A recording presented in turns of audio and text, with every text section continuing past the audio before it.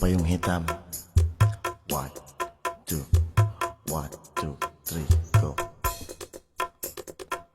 Walaupun cuma 2 gram cincin yang engkau ikatkan, tapi nantinya diriku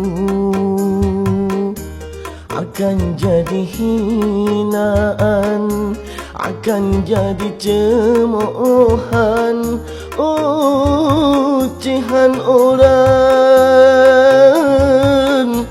Apakah seorang wanita lahir ke dunia hanya untuk dijadikan